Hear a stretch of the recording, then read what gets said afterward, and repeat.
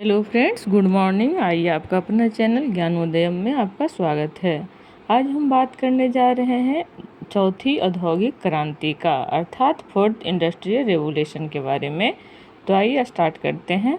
तेलंगाना ने हैदराबाद में centre for fourth industrial revolution की स्थापना हेतु विश्व आर्थिक मंच के साथ एक समझौते ज्ञापन पर हस्ताक्षर किया।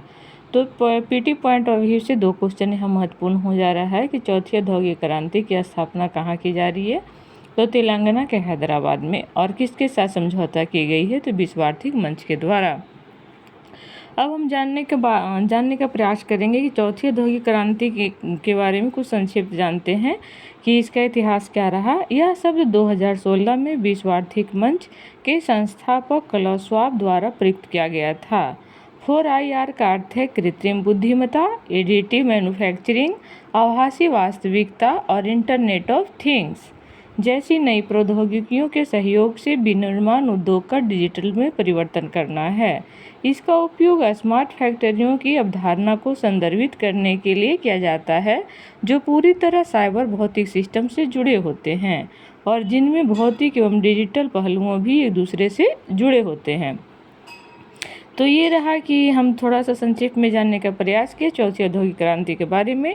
अब हम इसके लाभ के बारे में अब हम 4IR के लाभ के बारे में जानने का प्रयास करेंगे।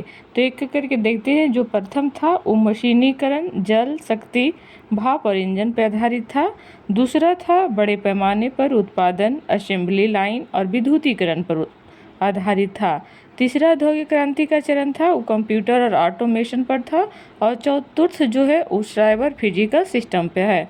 तो फिर से एक बार जानने का प्रयास करते हैं कि जो हमारा प्रथम औद्योगिक क्रांति थी वो मशीनीकरण, जल शक्ति, भाप इंजन पर आधारित थी, जबकि दूसरी बड़े पैमाने पर उत्पादन, असेंबली लाइन और विद्युतीकरण पर, जबकि तृतीय जो था वो कंप्यूटर एवं ऑटोमेशन पे। और जो वर्तमान में जिसकी स्थापना तेलंगाना के हैदराबाद में करने की बात की जा रही है, ये साइबर फिजिकल सिस्टम पर आधारित है। निम्नलिखित के कारण बेहतर डिजिटल अवसंरचना और बड़े पैमाने पर उत्पादकता में उछाल किया जा सकता है, जैसे डिजिटल संचार। अरबों लोगों और चीज़ों व वस्तुओं को जोड़ने से संचार के नए रास्ता खुलना प्रारंभ हो जाएगा। दूसरा है डिजिटल ऊर्जा। तो ऊर्जा उत्पादन और मांग से मेल खाने वाले गतिशील स्मार्ट पावर ग्रिड का एकीकरण होगा। डिजिटल स्वास्थ्य, कहीं से भी कनेक्टेड स्वास्थ्य देखभाल को दूरस्थ रूप से सक्षम बनाया जा सकता है। 3D printing, machine learning, data analytics और IoT अर्थात इंटरनेट ऑफ थिंग्स के क्षेत्र में जनसांख्यिकी, मांग व निर्णायक प्रशासन जैसे कारकों का उपयोग करके भारत स्वयं को वैश्विक विनिर्माण केंद्र के रूप में विकसित कर सकता है। अगला है कि भविष्य के लिए कार्यबल सृजन कर भारत स्किलिंग, रीस्किलिंग और अपस्किलिंग के जरिए उन्नत प्रौद्योगिकियों और प्रक्रियाओं का उपयोग कर सकता है तथा दुनिया में कुशल कार्यबल के सबसे बड़े प्रदाता के रूप में उभर सकता है। नेक्स्ट है कि लचीली और कुशल आपूर्ति श्रृंखला। 4IR से जुड़ी तकनीक का सफलतापूर्वक विस्तार आपूर्ति श्रृंखलाओं को अधिक कुशल बनाता है। इससे कारखाने के कचरे में कमी आती है और उत्पादकता में वृद्धि होती है। नेक्स्ट है स्पिल ओवर प्रभाव। उद्योगों को डिजिटलीकरण में प्रगति आने से स्वास्थ्य देखभाल से लेकर परिवहन, ऊर्जा आदि तक अर्थव्यवस्था के लगभग हर क्षेत्र में अवसर पैदा होंगे।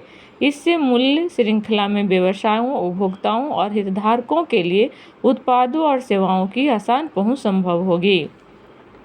ये तो लाभ था। अब हम बात करते हैं इसकी चुनौतियों के संबंध में। तो आर्थिक चुनौतियाँ, कम कौशल कम वेतन और उच्च कौशल अधिक वेतन के कारण असमानता बढ़ती है, जिससे सामाजिक तनाव बढ़ रहा है। बड़े पैमाने पर बेरोजगारी का भय बना रहना, विनिर्माण गतिविधियों में पूंजीवादी उपकरणों की बढ़ोतरी श्रम बाजारों में बाधा उत्पन्न कर सकती है। यह सस्ते श्रम लाभ में कटौती करके भारत जैसी अर्थव्यवस्थाओं को नुकसान पहुंचा सकता है। इसके अलावा मशीनीकरण से श्रमिकों का विस्थापन पूंजी पर रिटर्न और श्रम पर रिटर्न के बीच अंतर को बढ़ा सकता है। अगला है डिजिटल पर्यावरण फुटप्रिंट के कारण पड़ने वाले पर्यावरणीय प्रभाव भी एक प्रमुख समस्या के रूप में उभर रहा है। साइबर चुनौतियों में निजता का खतरा, फेक न्यूज का तेजी से फैलना आदि शामिल है। कारपोरेट अधिग्रहण का खतरा होने से बड़ी तकनीक कंपनियां को विनियमित करना मुश्किल हो सकता है। नेक्स्ट है कि भविष्य में औद्योगिक मांग के लिए कुशल कार्यबल की कमी हो सकती है। इसके लिए इंटरनेट ऑफ थिंग्स, कृत्रिम बुद्धिमत्ता, 3D प्रिंटिंग पर आधारित विशेष कौशल की आवश्यकता होती है। नेक्स्ट है कि नैतिक मुद्दे, डिजिटल प्रौद्योगिकियों की व्यापकता से असंतोष को बढ़ावा मिल सकता है। यह किसी व्यक्ति या समूह की सफलता के लिए अवास्तविक उम्मीदें पैदा और उनका प्रचार कर सकता है। यह कट्टर विचारों और अन्य विचारधाराओं को फैलने का अवसर भी प्रदान कर सकता है। सबसे जो इम्पोर्टेंट है कि गोपनीयता संबंधी चिंताएं, जानकारी को ट्रैक करने और साझा करने से किसी व्यक्ति का अपने डेटा पर नियंत्रण खो देने जैसी मूलभूत मुद्दों पर भी चर्चा करने की संभावना है। अब हम बात करते हैं कि आखिर इन सब चुनौतियों से भारत सरकार निपटने के लिए क्या क्या कदम उठा रहे हैं, भारत के द्वारा कौन से कदम उठाए जा रहे हैं। तो सबसे पहला है कि the centre for fourth industrial revolution, यह WEF और महाराष्ट्र सरकार के बीच एक सहयोग है जो नीति आयोग द्वारा समन्वित है। दूसरा है कि कृषि नवाचार के लिए आर्टिफिशियल इंटेलिजेंस पहल भारत के कृषि बदलाव का समर्थन कर रही है। आर्टिफिशियल इंटेलिजेंस का उपयोग करके छोटे भूमिधारकों और महिला किसानों को जीवन को बेहतर बनाया जा सकता है। खंभ जिले जो तेलंगाना में अवस्थित में लगभग 7000 मिर्ची उगाने वाले किसान मूल श्रृंखलाओं को बदलने के लिए डिजिटल संसाधनों का उपयोग कर रहा है। अगला है कि शहरी रूपांतरण, स्मार्ट सिटी मिशन के साथ साझेदारी कर India hub for urban transformation भविष्य के टिकाऊ शहरों के लिए प्रौद्योगिकियों का उपयोग कर रहा है। यूनिसेफ के साथ साझेदारी में एजुकेशन 4.0 फाउंडेशन सक्षमता और अल्पसंख्यात्मकता, स्कूल टू वर्क ट्रांजिशन आदि के लिए रोडमैप बना रही है। मेघालय में फर्स्ट हेल्थ केयर की तर्ज पर फर्स्ट कैंसर केयर विकसित किया गया है। इस पहल से मेघालय में पूर्वी खासी हिल्स के लगभग 7 लाख निवासियों पर प्रभाव पड़ेगा।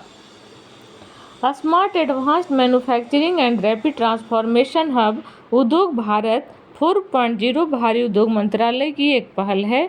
यह प्रदर्शन केंद्रों के माध्यम से उद्योग 4.0 के बारे में जागरूकता बढ़ाकर पूंजीगत वस्तुओं के क्षेत्र में प्रतिस्पर्धात्मकता बढ़ाएगा। तो ये थी अब तक की मूलभूत जानकारियाँ। अगर हम इसके कंक्लूजन की बात करें तो चौथी औद्योगिक क्रांति प्रौद्योगिकी संचालित परिवर्तन से कहीं अधिक है। यह एक समावेशी और मानव केंद्रित भविष्य बनाने में सभी की मदद करने का एक अवसर है। हालांकि प्रौद्योगिकी की अनुपातिक और विघटनकारी प्रकृति को इस तरह से नियंत्रित किया जाना चाहिए जिससे संभावित दुरुपयोग या नुकसान को कम किया जा सके और सामाजिक लाभ अधिकतम हो सके। तो इन्हीं शब्दों के साथ आज का ये ऑडियो क्लिप समाप्त करते हैं। जय हिंद, जय भारत।